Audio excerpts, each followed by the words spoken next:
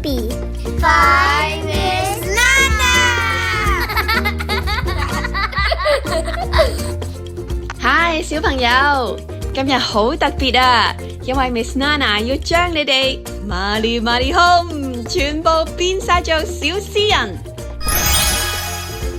唔係 I 人，都唔係 E 人，係詩人啊！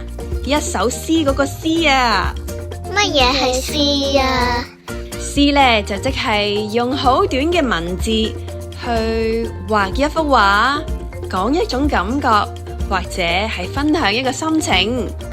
有時候詩會講下月亮啊、花啊或者風啊咁。小朋友啊，你哋望住月亮嘅時候，有冇曾經諗起某一個人或者某個地方呢？嗱，中國唐朝就有一位超級有名嘅詩人李白，佢係詩人之中嘅 The Goat。佢寫咗一首超級有名關於月亮嘅詩，首詩叫做《靜夜思》，李白。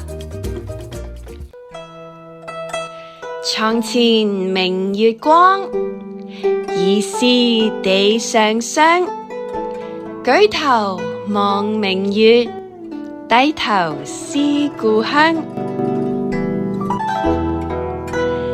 呢一晚夜闌人靜，一位文質彬彬又有才華又好有 riz 嘅哥哥李白喺床上面翻嚟覆去，轉下呢邊又轉下嗰邊，但係轉嚟轉去都瞓唔着喎。佢望一望窗外，見到一個銀白色嘅月亮。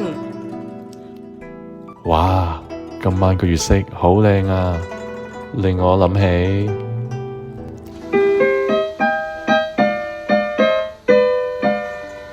月光穿過雲霧，照到地上面白雪雪咁。哥哥眨一眨眼，細細聲講：咦，地上係咪落咗啲霜雪啊？佢慢慢坐起身，伸長條頸望清楚啲。哦，原來唔係霜，亦都唔係雪，係月光嘅倒影，靜靜咁灑喺地上。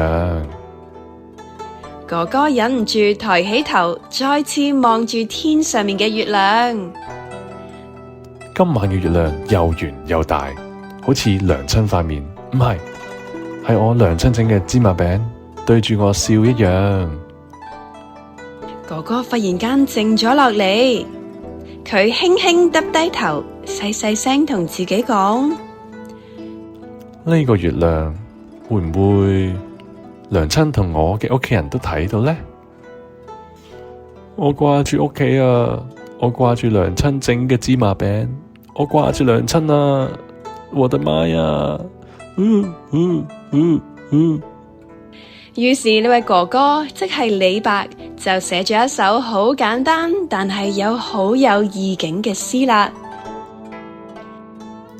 床前明月光，喺床嘅前面有好光嘅月亮，疑是地上霜。疑是即係好似咁解，就好似地上面嘅霜雪一樣。舉頭望明月，舉頭即係岳高頭，望住好明亮嘅月亮。低頭思故鄉，耷低個頭思念我嘅家鄉，我嘅屋企。好，我嘅小詩人，不如我哋一齊讀一次。床前明月光，疑是地上霜。舉頭望明月，低頭思故鄉。讀得實在太好啦！原來就算我哋喺唔同嘅地方，當我哋掛住屋企嘅時候，只要抬頭望住個月光，你同你嘅家人睇到嘅都係同一個月亮，佢哋一樣都係咁掛住你㗎。